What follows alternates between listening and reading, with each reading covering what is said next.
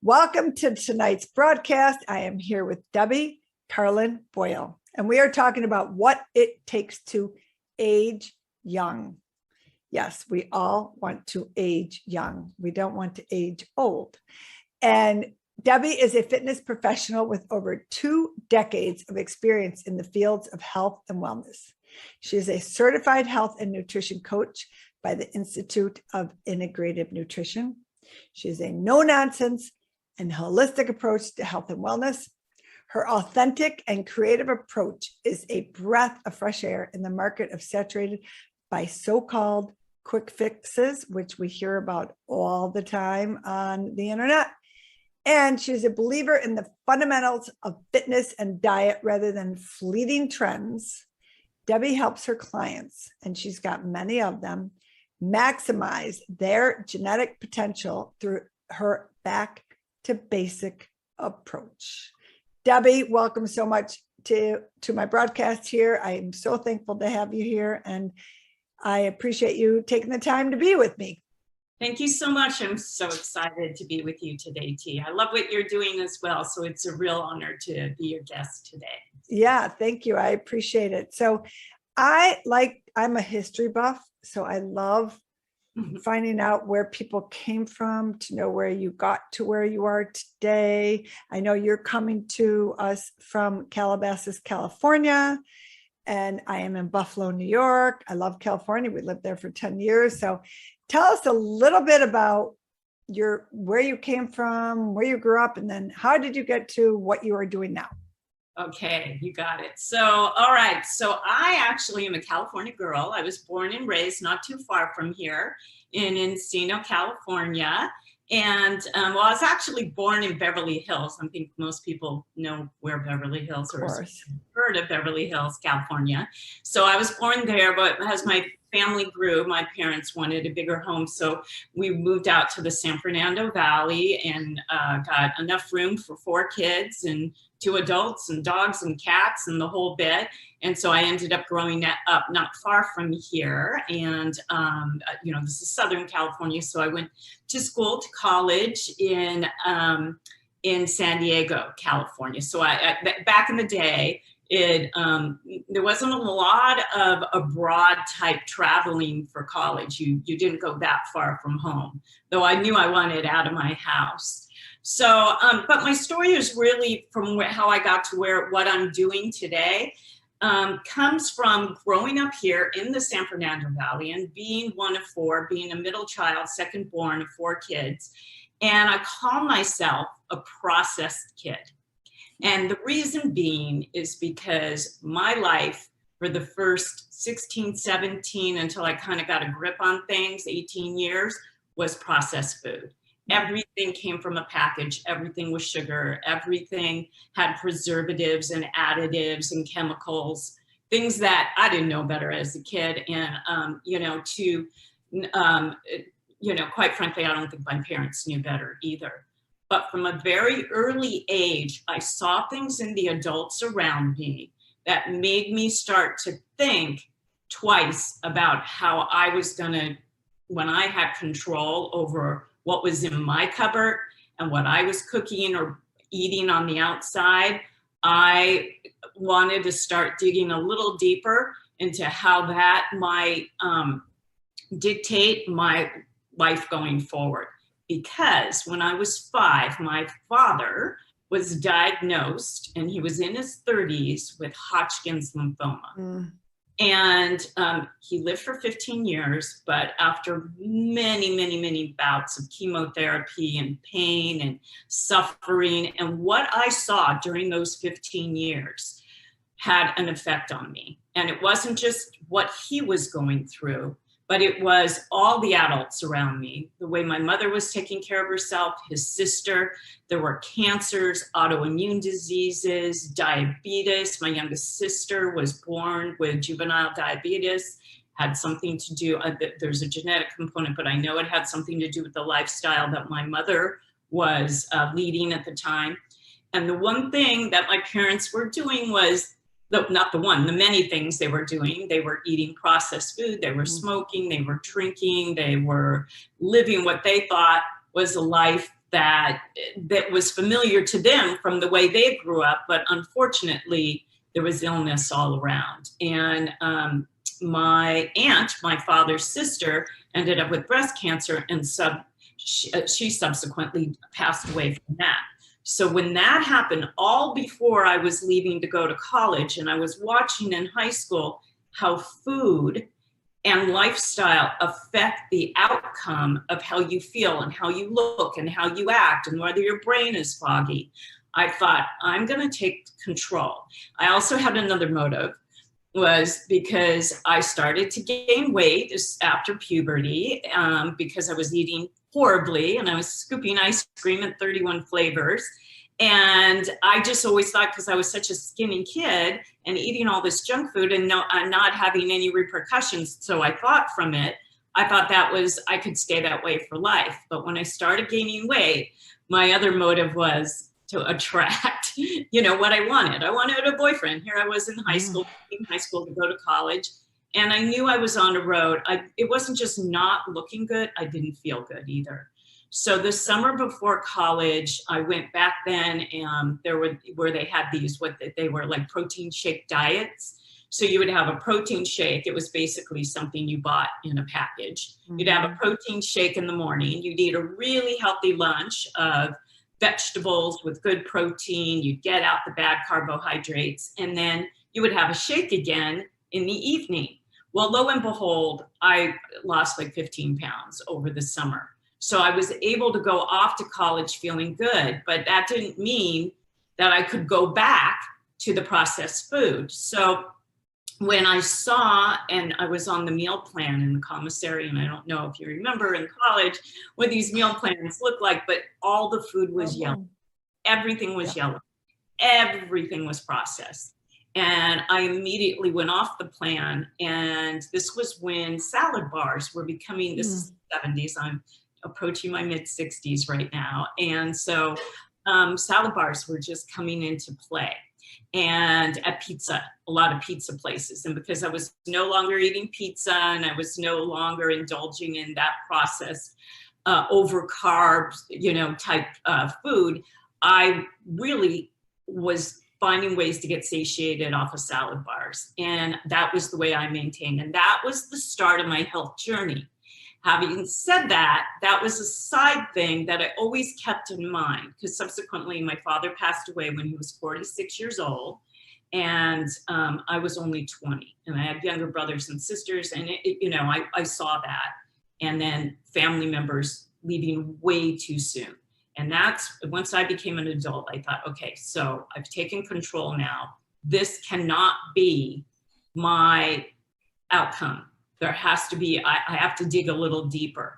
So I studied family study and consumer sciences. I wanted to learn about parenting, and I wanted to learn about raising healthy kids, because I always knew I would be a parent someday.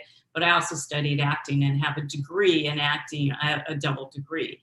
And so I moved back to LA and I got into the industry.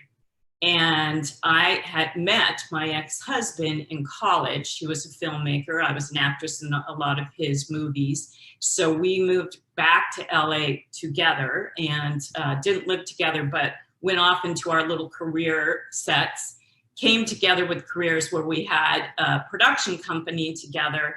And then we got married, and right away, almost 9 months later, had our first child.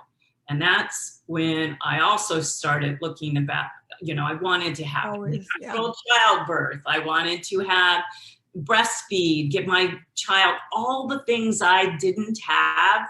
And I'm sure you've heard this story before from people who didn't grow up that way, and they saw what was going on around them. And I thought, okay, I have to change the direction for myself and for my family. And by working on myself, I'm also going to do, for my family. But I also have this high-powered job, and I was trying to be a full-time mom, and I was juggling. So there was a stress factor that was in there.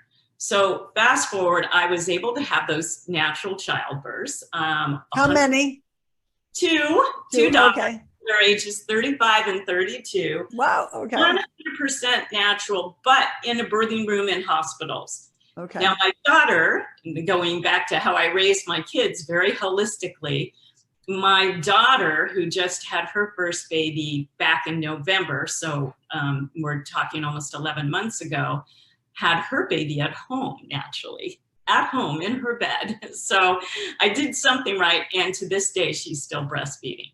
So she's giving a good start, and this was my mission. My mission was to change the legacy of what I saw in my family on both sides, both parents' sides, and to try to, I come from a background from New York. My parents are New Yorkers, Jewish families that grew up with very salty, high-fat, chemically laden food, huge feasts for holidays or just any time for dinner.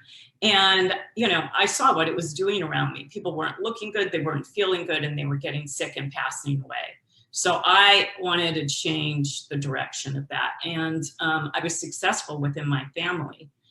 And then fast forward about 10 years ago, my marriage of, well, we were married 26 years, but together for 34, fell apart. And when that happened, so did the business I was producing for him. And that was one of the ways I was able to raise kids and have this side hustle. And going back in 1996, I became a certified spin instructor because I became an exercise addict. You know, being a product of being a teenager in the 70s and in my 20s in the 80s and the Jane Fonda days, I got on that bandwagon and I didn't get off. And I just decided I was going to join that club. So I ended up getting certifications for personal training and for teaching spin and other type of fitness classes. And I have not taken a break from any of that for the past, I think we're on 27 years or something. Yeah, 27 years. So, and that is part of my lifestyle that's really helped me. And my kids watched that as I was, you know, they were growing up. So they're on that bandwagon too of health and wellness with exercise, which is also very important. So I had that as a side hustle. I just did that so I could have free gym memberships and meet friends and get the social life and all of that. But I was producing, that was my main job. But it was once again stressful to try to balance everything. So when my marriage ended about 10 years ago in 2011, I decided this is an opportunity, you know, and it was a tough time, you know, no doubt. That was a very tough time after a almost 35-year relationship. But I went back to school, and that's when I got my certifications. I got 3 of them through the Institute of Integrative Nutrition. And I wanted to learn more about the whole, what are the most important things? I mean, I know what I did. I was my own experiment. I mean, when the fog lifted, my weight lifted, and I started, you know, playing tennis and lifting weights, I physically saw the difference, but I mentally felt the difference. My eyes cleared up, my hair started growing like crazy, my nails started growing like crazy. It was like life was reset and beginning for me again. And I really wanted to learn about how I could help other people do that. And I didn't want to just do it because I was reading books. I wanted to get all of my credentials in order and start programs and individually work with people and help some of my personal training clients with their diet and sleep issues and the things that were not balancing them out. And that's really how it came full circle to today. So much information in there. Okay. That I wish I had a pen and paper. I was like, oh my God, I got to talk to her about this. I have to talk to her about this. My sisters all had home births, just so you know. The midwife, I have stories to tell you about that. One of my sisters had twins. She didn't know she was having twins at home. Whole story about that. And all healthy. Everybody's healthy. But so I understand where you're coming from, and I'm not too much younger than you. I'm 58, so I understand everything you know. Our generation really is, we grew up with processed food. We grew up with pizza and Burger King and McDonald's. I mean, that all started with us in the 60s and 70s, right? Make it faster, make it quicker, make it easier, get it processed so you don't have to like cook it slowly. And so, right? make it cheap, make it fast, get them in and put chemicals in that will be tasty and addicting, so people will come back. And we became a sick nation, and we still are in some ways and in many ways. And so, you know, awareness and education, of course, are number one. And so people like you who are advocates for what you're doing with environmental toxins and things, and what I'm doing with the whole balance of living a healthy life is educating people what they're doing to themselves by what they're doing in their bodies to start with. Exactly. And it's undoing, you know, it's creating new habits, which is the most difficult thing you can do in life, is to create a new habit. But you got to figure out your why. You know, for me, it was important. I wanted to have a family, and I wanted to be around for that family. I remember thinking when I met my great grandmother, and I was probably, because I have a memory of this, when I was 5 years old, she was still alive, but she could barely move. She could barely move. And she was in her late 90s. So I give credit, you know, but I just thought, and my grandparents too, they weren't active. They didn't get down on the floor and play with me. They didn't, you know, they were always sitting in chairs, and then my parents were the ones who had to move around, or babysitters. And I just thought, I'm not going to be that grandparent. And I'm a grandparent now, and I'm not that grandparent. And that was really one of my whys and my goal. And, you know, my clients have to figure out, they just can't have a short-term goal. I want to lose 10 pounds next week and get in a dress next week. Okay, I do help people with that, but let's go a little bigger than that. Let's join the bigger picture. How can you, if you've got to change something to get there, how can we make that sustainable? And that's what I work with people on individually. And what I've seen on your website, which is fabulous, and your YouTube channel, you don't look a day older than 35, and your energy and what you give your clients is fabulous. So let's talk a little bit about what you preach and teach, which is basically age young, which I love. Everybody wants to be younger than they are, especially when we're at our age, not when you're 18, because you want to be older then. But we're talking about living a balanced life. Yes. And what does it mean to live a balanced life and to age young? Because that's part of your program. What is that? So Age Young is actually the working title on a book I'm working on right now. So I came up with that pretty much when I started my practice. I'm a graduate from 2016, but I really started on the road around 2019, started getting programs off the ground. I have clients individually, but I started to get group programs off the ground in 2020. And right around then, I started thinking about it. I have a book in here about aging young. And I mean, it's sort of an oxymoron if you think about it, because if you're aging, then you're not young. But the idea is that we age with health, and we age well, so we have longevity with quality. And that's a big mantra of mine with my clients in my classes, in everybody I talk to, because that's the goal, right? So to do that, there's several things that feed us besides the food on our plate. Food on the plate being number one, but if we take that aside, there's like 11 other things that need to be balanced within our life in order for the food on our plate to make sense and be balanced. Because, you know, as being a practitioner in the health and wellness field, that people emotionally eat when things go wrong in your life, whether it's the loss of job or the loss of a loved one, or whether, you know, they have social anxiety, so they don't have a social life. You know, there are things in life that end or change that cause us to sabotage ourselves. So what I first and foremost do with client, I'll talk more about individuals, is I work on first finding their why. What's your goals? Why are you here? You know, what's the end game for you? What is it I can help you achieve to have this longevity quality? And usually they tell me their story of what's going on. I mean, they fill out a form where I hear They've been heavy set their whole life. Like my story, there's probably been processed food. They never learned how to eat. They were told to always clean their plate. And as a result from that, they became more lethargic, so they weren't moving much. And as a result of that, their sleep was being impacted. They weren't sleeping much. Most of my clients don't hydrate. They didn't know that they were supposed to. They just drank when they were thirsty. But by the time you wait until you're thirsty, you're dehydrated. So I get their story, their little backstory. I find out what they ate as a child and what they're eating now. And in most cases, it wasn't a huge difference.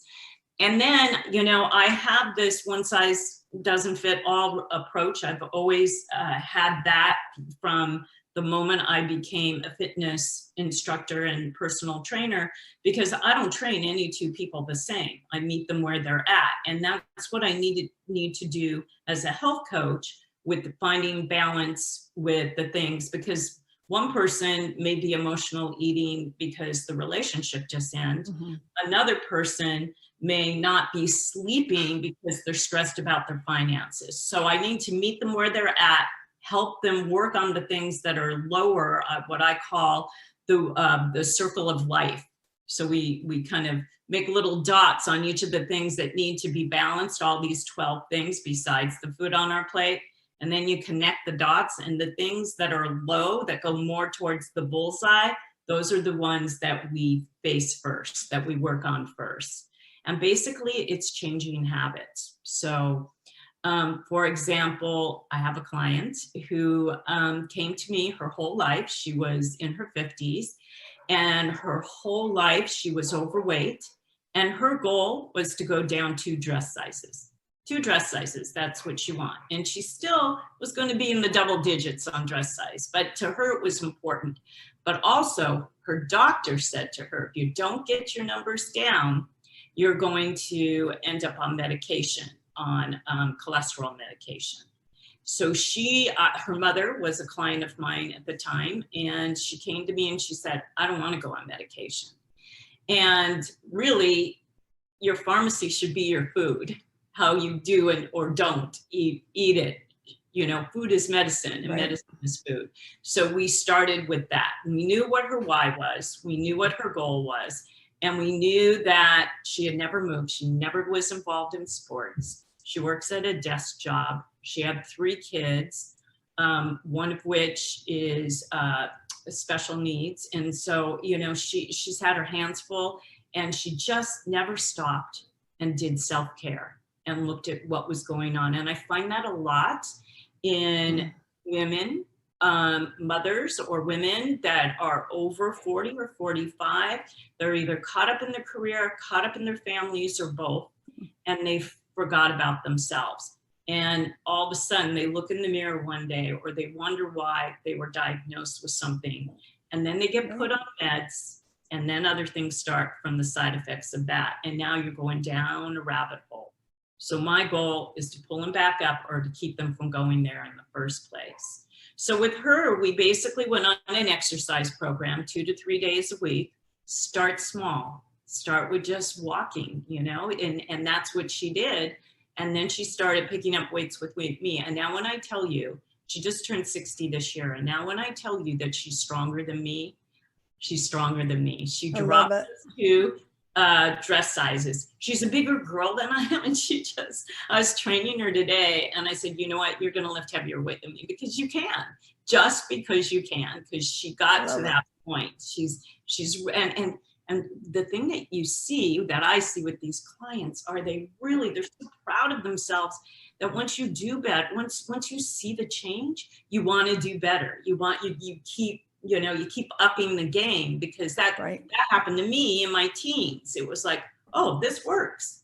I'm actually doing better in school. And guess what? I got that cute guy. I started dating him, and look, now I can date him and him. I was like, everything I didn't have in high school that last year, I got in college, because I changed my lifestyle, because self-care became number 1. I stopped worrying about everybody else around me and focused on me, because guess what?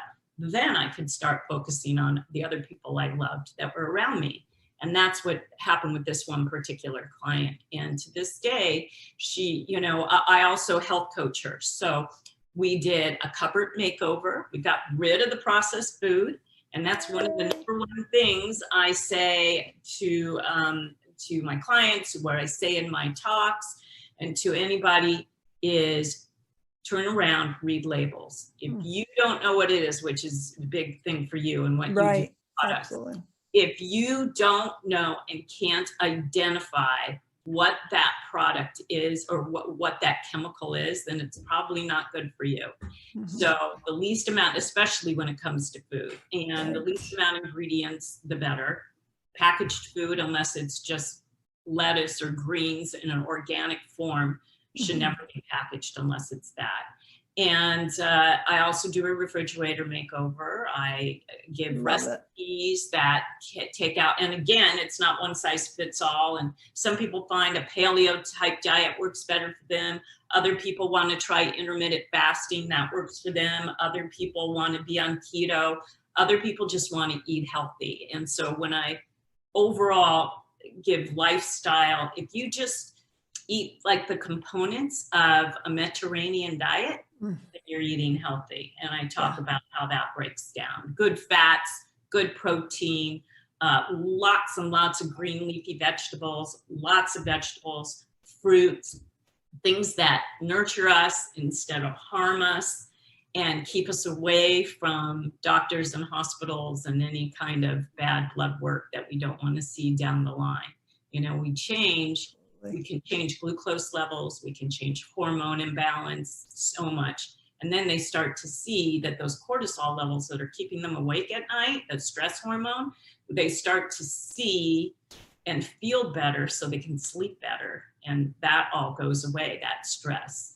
Because when you take better care of yourself, I mean, people take better care of their homes and their cars than they do their own bodies. Right. So true. So I have a question for you, and I'm listening to this, which many people are, but from the outside, you're working with people in the city where you live in. What about somebody that lives on the East Coast? Okay, so I work with people all over the world. I became a health coach, that kicked in.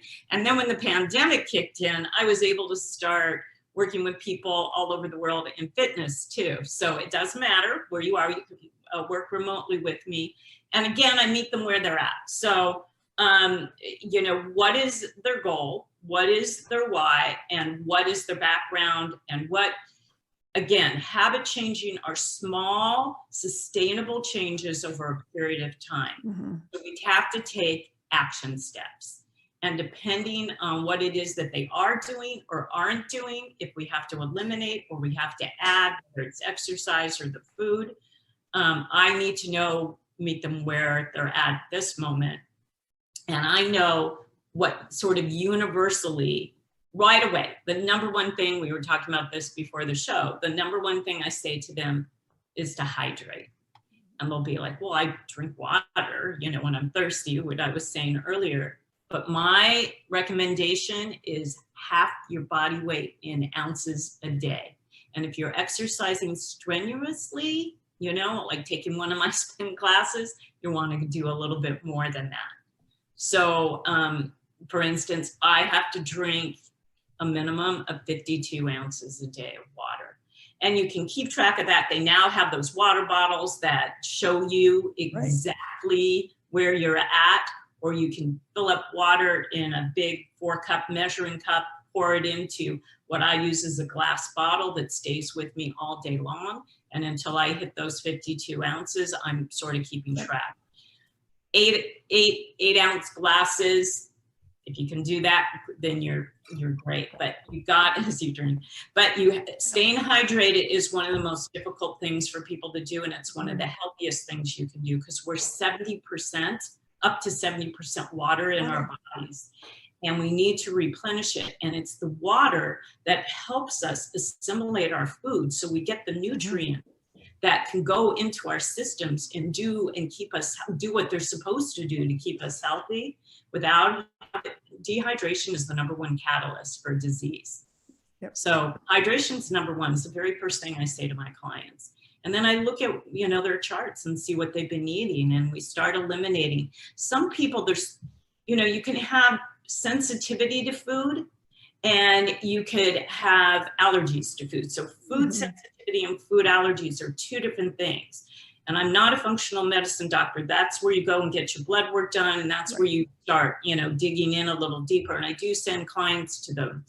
But we can start on our own by seeing what they're sensitive to, by taking out the things that right away we know most people have issues with. Things like gluten, things like soy, eggs, dairy, corn. Those things, if you just, and sugar, of course, alcohol, caffeine, those things we need to eliminate just from the beginning, or at least slow down on. And I don't ever advocate to be very abrupt and very, but if you could slowly take out, just start drinking more water, you're going to notice the difference. Take out one thing. If you're eating gluten, go gluten-free. And maybe instead of that piece of bread, you could use a lettuce cup to make your sandwich, And so I give them alternatives when I clean out the refrigerator and I clean out their cupboard. I also do supermarket tours, and I can do that virtually with anybody, anywhere, because our phones are the best. And I just show them how to read labels. They'll go to me, okay, what about this? And they'll put it up and I'll show them and I say, well, what do you think? And I'll let them really discover for themselves what's healthy and not so, there's categories. There's really healthy, not so healthy, really bad, So, the really bad stuff I let them put down, but there's compromise too. I have sort of an 80-20 premise with most clients. 80% of the time, if you're really paying attention to how you're taking care of yourself, and especially what you're putting in your body, how you're moving, your sleep is going to be better. If you're paying attention to that 80%, that 20% of going to a party, the holidays, whatever, vacation, just go for it. Have fun. Your body's not going to change overnight like that. You try your best. Yes, absolutely, positively. Yeah. So that's what I do. I just work with them based on what they're used to and what changes they're willing to make over a small period of time. And we make it fun. I send gifts, and we make it a sustainable lifestyle change. I tell them about the blue zones, which there are 5 blue zones in the world, and they are where people have that longevity with quality. They live well into their 90s and hundreds with quality of life. And it's because they are all balanced on that wheel of life, that circle of life. They've got things like spirituality, they've got their creativity in check, their finances, they're not stressing over, they love their career, their families, emotionally, they're doing things that they like, whether it's, being with friends and socializing or reading books. They're trying new things, stimulating their brain by maybe playing chess for the first time in their life or learning something new, reading. I always say if you can read a chapter a day in a book, keep your brain alive. They're crossword puzzles. Yeah, and their home environment is another thing we talk about. Is there stress in the home? And what are the toxins in the house? So we talk about that so they can clean up the environment. And that also helps them live, as you know, a longer life that's illness free. If they, so there's all those things we look at over a period of time, because nothing changes overnight. Habits don't come up. It says it takes about 40 days of starting something new in your life. And in this case, something positive towards a health goal until it becomes meditation, is another one, until it becomes secondary and becomes habit. And, change is difficult for people, but when you see the results, it's worth it. And they know it. I like that you said healthy, sustainable lifestyle changes, right? That's the key word. Healthy, sustainable. And lifestyle changes. I mean, you have to do that. And I brought up crossword puzzles only because I spent a lot of time with my 92-year-old father who rides his bike every day. drives, cooks, does everything. He basically lives on his own. And crossword puzzles, the things that he keeping his mind sharp. He wants to keep his mind sharp. So it's not just your mind. You want to keep all the other parts of your body sharp, what you were saying in your lifestyle. So those are great examples. Tips. Yeah, perfect example. And, you know, I imagine he's eating well. So the thing is, as we age, another thing that happens to us is our systems slow down. You know, we hormonal loss as we age, and we do like our heart rate slows down, our metabolism slows down. So we have to sort of meet ourselves where we're at. Not everybody is going to do it at the same time in their life. And so as you age, you really do end up eating less because you need less because of the hormonal loss. Right. So, I mean, you rarely see obese people over 80 years old. Rarely. They just can't live that long. Their bodies won't allow them to be gluttonous like that, and everything. It's destroying their systems. So something comes along that ultimately, you know, will get them. So if you know, when you see people like your father, you know that they're eating well, that he's moving, and that he's keeping his brain alive with, you know, stimulation of something new, because you don't get to that age. And exercise, which Debbie, I know you are, that's huge proponent of it. I mean, exercise is so important to all ages, not just the elderly, not just our age, not just middle age, not just young, but it's so important to everybody to get something. Big time.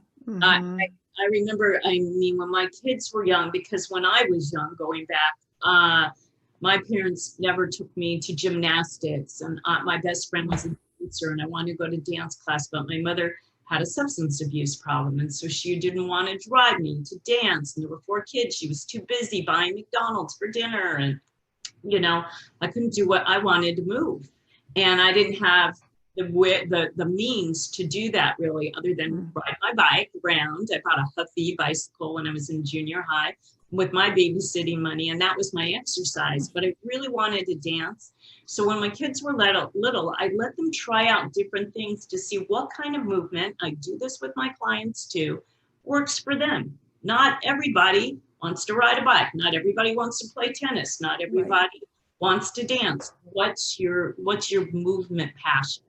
And then I get them started on that. And with my kids, it became dance. And they both, my oldest daughter has a degree in dance, and my youngest has a minor in dance. And to this day, they're still dancing, and they're both yoga teachers. So yoga and dance kind of go hand in hand as you're growing, as you're going through the dance protocol. Yes. You know, it's part of stretching and staying limber and being. So my kids, that's where my daughter found her niche post college.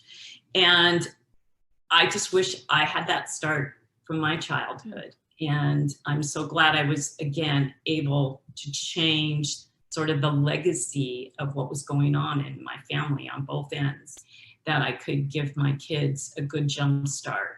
And even people, here's the thing, it's never too late. It's never, ever too late. It doesn't matter how old you are. It doesn't matter how you look or how you feel at this moment.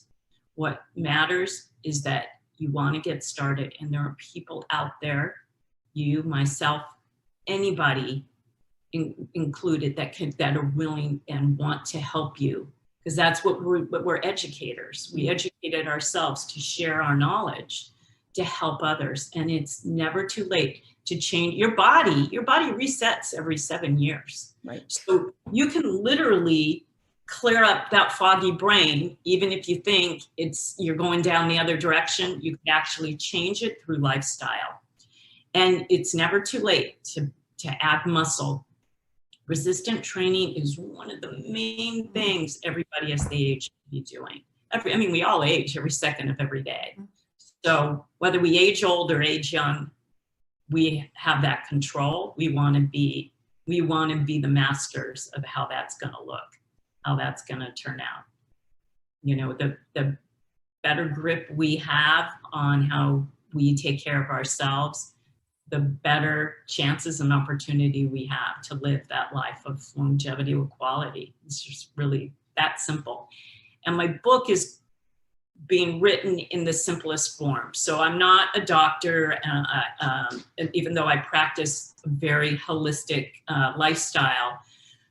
What I want to do is be able to simplify that anybody can do this at any time in their life. Because I think when people start reading health books from even the functional medicine community, there are words and things that we're talking about mitochondria, you're talking about gut health, inflammation. They start to get lost in that. Right. So I want to keep it as simple as possible for the layman who just wants to feel better and live a life of quality, of health quality. So that's really what the premise of my book is to age young and to explain it in the most simplest of forms. And I love what you said. It's never too late. It's never too late to make a change in your lifestyle and to change your healthy. I had some friends through the pandemic that I was so impressed with what they did. They decided that was their time to make a change in their life. Major change, no processed foods, came in and ate all healthy foods, really changed, got rid of chemicals. I didn't even consult them. They did it on their own. And one friend of ours lost, I think, 30 or 40 pounds. And she's like, I can't believe I was living like this before. I was so unhealthy. I didn't feel good.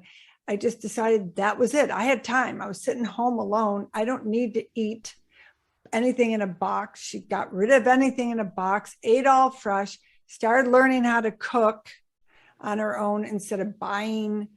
She lives in Manhattan, buying things that were cooked for her. So it's never, and you don't have to do it that drastic. She decided to, but I love what you said because it's baby steps. It's baby steps, whether you want to lose 10 pounds, it's baby steps, whether you want to get rid of chemicals in your life. You want to start changing products that potentially are disrupting your hormones or causing you to gain weight. And Debi, thank you. I mean, everything you said here today was so impactful and so important that you are such a giver. You are giving so much. You have so much to offer to somebody in your history and hearing where you came from. You've gone through this transition of not wanting to, live that life and change your life, and you're helping people. So I commend you for everything that you are doing, because we need you. We need a lot of people like you. And slowly but surely, the things are starting to change a little bit, and you are helping a lot of people. So thank you for everything that you are doing. Oh, my pleasure. Same, right back at you. Yeah, I got educated so I could help others. First, again, start with you and then spread the love, and so that's partly where I'm at. And I'm hoping, through my lifestyle, I'd like to lead by example, and my enthusiasm and my passion for what I do, that people, can get on the bandwagon and see. I've heard a lot of those pandemic stories. One way or the other, I've heard the 15 quarantine or the other way. And people have changed things because they slowed down because we were forced to. And I love seeing that. And one thing, I realize is people don't realize how bad they're feeling until they start feeling good. Right. And you kind of said that about your friend. And I really encourage people to try that. If you're not feeling well, you think you don't like the way you look or you feel something's off, let's have a conversation, because it really, it's nice when somebody listens to you about what you're going through and then is willing to help you in a positive way, make sustainable changes. So, well, and we have you to help with health and nutrition coaching. Debi also helps or does fitness programs and recipes. She does group coaching. She has workshops, and she's also a keynote speaker. So you have a lot to offer. I mean, one-on-one, yes, but she also has online programs. So you can take a baby step that way. Join one of her online programs where you can learn from her past experience, from what she's learned through the years, and gain so much knowledge, and knowledge is power. So Debbie, go ahead. Sorry. I was just going to say, it's easier than you think. It's, you know, it's that first step that always feels so unattainable, but it is attainable. I'm here to tell you it is. Baby steps with a lot of encouragement, you know. I'm here to cheer you on. And there is a lot of health coaches out there and health programs, but, you know, find something that works for you. I highly recommend that. Absolutely. And I love what you're doing. You and I are going to stay connected down the road. I'm sure we're going to talk again and do some more interviews with one another. And I really appreciate you coming on today. And I look forward to chatting with you down the road. Thanks. And if anybody wants to get in touch and we can talk, just go to my website. It's BalancedLife by Debi, DEBI.com. And everything I'm about and every way to reach me is there. So everything kind of we talked about today is on there as well. So, and it will all be in the show notes too. I'm going to put all of your social media on there. I'll promote it. We'll be talking about you on my social media because I love what you're doing and I truly appreciate everything that you have to offer. Thank you so much for having me today. I really appreciate you and what you're doing. So I'm so glad I can help with, you know, adding to it in any way. Absolutely. From one side of the country to the other. Yes. All right. Thanks, Debbie. And we will chat soon. Okay. Thank you, T. Thank you.